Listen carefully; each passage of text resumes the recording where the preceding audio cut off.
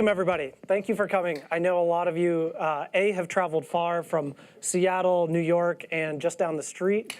A bunch of other people from Boston, so thank you for showing up. I know it was tough to get here, and the snow is a little bit crazy, but thank you. So I wanted to start today by actually just reiterating what Corey said. The whole purpose of today is not for us to talk at you, but rather to have peer-to-peer discussions, right? To facilitate discussion, to advance the way everyone is collectively thinking, to build kind of a shared knowledge base and inform your kind of way you view the world based on what everybody else in this room is also seeing and hearing. So actually success is completely not determined by the structure we'll try and facilitate or any of that. It's actually your engagement. So my ask is that you are here, really be here. I would really appreciate that.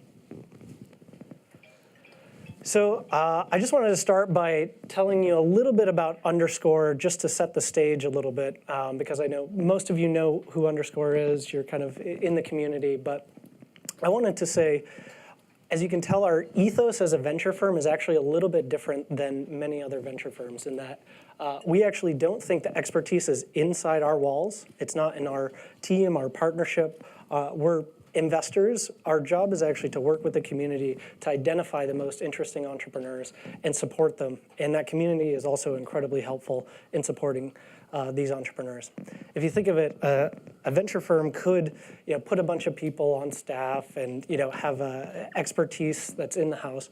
Alternatively, when you're investing across many different domains and stages, you actually want to have a distributed community that can actually plug in at the most important times for the most important things. So think of that as domain by domain expertise, stage by stage expertise, and function by function expertise. And we align a community in a very open source way to accomplish that function. So our investing thesis is actually not just crypto. It's what we call trusted cloud intelligence, the first generation of cloud being able to be accessed anywhere in the world. But as we think of what will happen as we go in cloud infrastructure, two properties become completely new and native to that infrastructure. One is intelligence. As more and more data starts streaming to the cloud, everything's connected. You actually need machine learning to make sense of that, right? But another thing happens when you start streaming all that data to the cloud is you create these security surfaces that are actually quite broad and data trails that are incredibly broad. And so we think the next generation of cloud infrastructure actually has trust natively built into it. And so I want to talk about cloud infrastructure today. Given this is blockchain, I want to really spend a lot of time to think about, okay, where are we today in cloud infrastructure? How do we get here and start there? And then jump to what does the future of cloud infrastructure as enabled by blockchain actually look like? So this is how I view cloud infrastructure today. Pretty simply, there's a bunch of users who are out there that contract what are these services, and those services are actually held and run on servers. We did an incredible thing in the last generation of cloud, which was to make it accessible anywhere in the world, to be able to have data and your user profile and these services available no matter if you're in China, Boston, or New York. And we kind of made this implicit trade-off here where we would give dollars in advance for some services, and think of that as what we know as software as a service, SaaS. Really great business model, cash comes in the door up front, and then you host your service on many of these servers that are out there in the world. Generally, a few people offering these servers. Or you made a different trade and you said, I'm actually going to, instead of giving you dollars, I'm going to give you data in exchange for your services. So you give me the services, I'll give you my data in exchange for that. And so that actually introduced a couple of problems, and I'll talk through them. This is how we talk about them internally. One is what we call the weakest link problem. And the weakest link problem is the following. You, with your data being stored on all of these separate servers for these separate services, each one having its own version, in fact, potentially multiple versions, you became subject to whatever the minimum security was of any of those services. So your maximum security was actually the minimum of any of those respective services. There was another problem that we called the walled garden problem, right? When you had data that was within one of these ecosystems and you had a business model that one of these services was using your data for that business model, there's a very strong incentive to keep that data in their ecosystem as opposed to share it with others, or in fact, actually keep that ecosystem growing so they could understand a bigger footprint of what your data footpath actually looked like. And the challenge for that is it only increased the surface area of that within each one of these ecosystems and multiplied it. And when you really think about it, because we were actually handing off these cloud services, who really their whole job was actually to make a tool that you used, not really run the servers and cloud infrastructure that maintained it, you had a lot of the back end actually working all together, and it was a few particular providers. And so these were some of the challenges of the first generation of cloud infrastructure. And then, very innocuously, back in 2008, somebody released this little white paper. It was 9 pages. You know, what could that really do? 9 little white pages.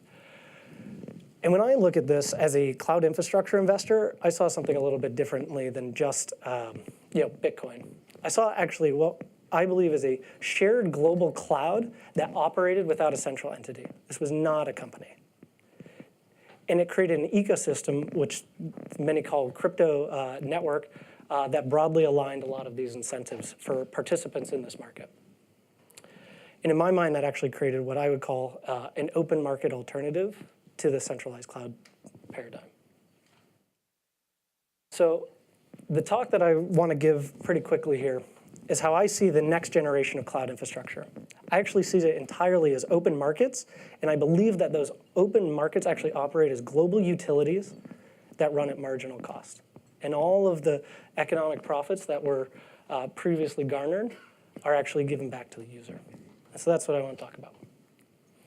So let's take a look at what I would call open cloud infrastructure. Same paradigm. You have users who are effectively contracting these services, and those services are rendered by actually a group or a network. The maintenance of that network is actually held together by both crypto incentives as well as these things, distributed ledgers. And the value flows are a little bit different in that users can potentially buy tokens or contribute work to this ecosystem, and in exchange get rendered these services. But the part that I want to really highlight here is because you have these distributed ledgers that are actually acting as the interface to both the services being rendered and the markets that are beneath them, you're actually creating a very fluid way for participants to join in or exit this network, right? People call this permissionless, being able to opt in or opt out based on if I believe there's value I can create in this system and extract revenue. I will actually continue to do that until my marginal cost is equal to that amount of revenue, right? And you created actually competition between these. There's another byproduct that's actually very interesting of this. Because you're not really storing data on a single server, you're actually either doing one of two things. You're storing it yourself, meaning I'm custodying my own data, or you're actually distributing it out across the participant network or the nodes that are out there in the world willing to contract with you to do that work. The only way you can actually maintain a network that big to create shared coordination is on these distributed ledgers. And if you really want to get to much more complex, broad, open services, not just the little ones we have today, which are money and others, you have to have interoperability of a lot of these different blockchains that are servicing those market layers.